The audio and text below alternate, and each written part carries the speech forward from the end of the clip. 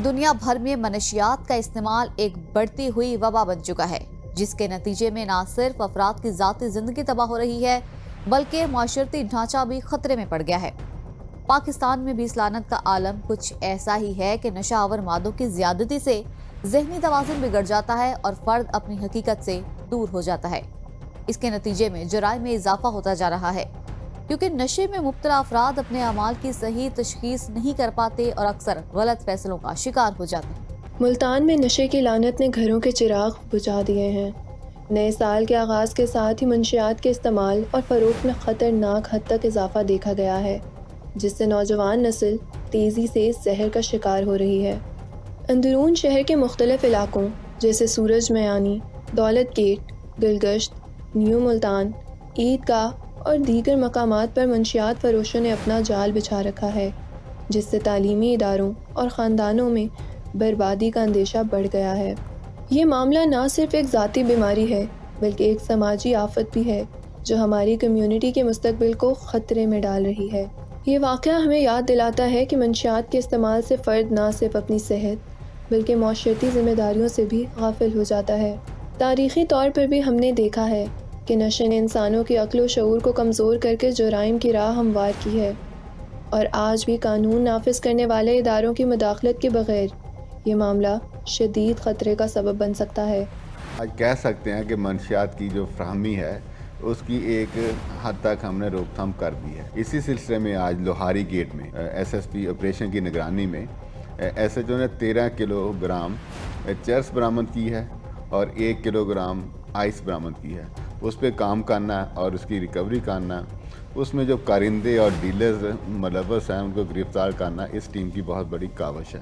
میں اس ٹیم کی ان کاوشوں کو اپریشیٹ کرتا ہوں، اکنالج کرتا ہوں۔ اب ان نشیوں کو ہم نے آئیڈینٹیفائی کرنا ہے جو سپلائی چین کے طور پہ استعمال کرتے ہیں، اس سے بھی منشیات روکنے میں ہمیں بڑی مدد ملے، اور اس عزم کا اظہار کرتا ہوں کہ ملتان کے شہر کو ہم منشیات سے پاک کر کے انشاءاللہ دم لیں گے۔ شکریہ۔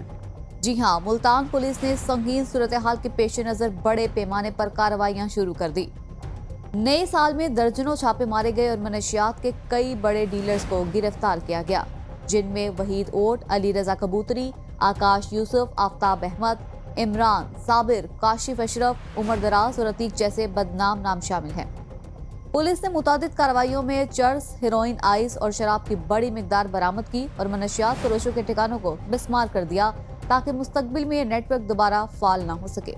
پولیس نہ صرف جو چھوٹے چھوٹے منشیات فروش ہیں ان کو بھی ٹائملی اریسٹ کر رہی ہے، بٹ کہ جو بڑے سپلائر ہیں، جو بین الصوبائی سپلائر ہیں، ان کے خلاف بھی کارروائیاں کر کے اس قسم کی پریس کانفرنس کر رہی ہے تاکہ جو ملتان بالخصوص ہے اس کو اس ناسور سے پاک کیا جائے۔ عوامی حلقے پولیس کی ان کارروائیوں کو سراہتے ہوئے مطالبہ کر رہے ہیں کہ منشیات کے سپلائرز کے خلاف مزید سخت اقدامات کیے جائیں۔ کئی والدین نے نشے چھڑوانے کے لیے بحالی مراکز کی تعداد بڑھانے کا مطالبہ کیا ہے تاکہ جو نوجوان اس لعنت میں پھنس چکے ہیں انہیں دوبارہ زندگی کی طرف لایا جا سکے، مگر یہ جنگ ابھی ختم نہیں ہوئی۔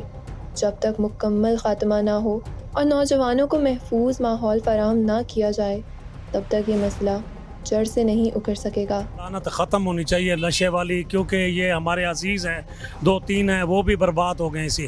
میں تو کہتا ہوں یہ روزانہ پولیس والے جو آ کے اس پہ ریڈ کریں اور ان کو پکڑیں، جو بڑے بڑے منشیات والے ہیں نا ان کا کھانا خراب کریں، کیونکہ ان کو تباہ کریں، کیونکہ جو بچے ہم غریب لوگ ہیں ہم ان کا نشہ کہاں سے پورا کریں گے؟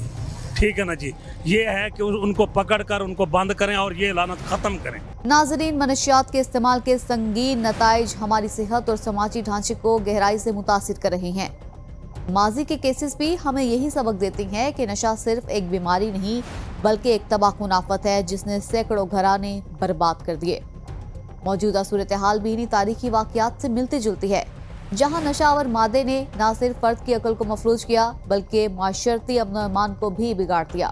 ناظرین، نشے سے دور رہیں اور اپنے خاندانوں کی حفاظت کریں۔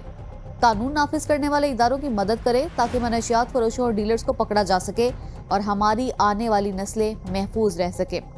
اگر ہم مل کر اس جنگ میں حصہ لیں تو شاید اس لعنت کو جڑ سے ختم کیا جا سکتا ہے۔ ناظرین، یہاں لیں گے ایک بریک اور بریک کے بعد پھر حاضر ہوں گے، تو ہمارے ساتھ رہیے گا کیونکہ جرم کہانی ابھی باقی ہے۔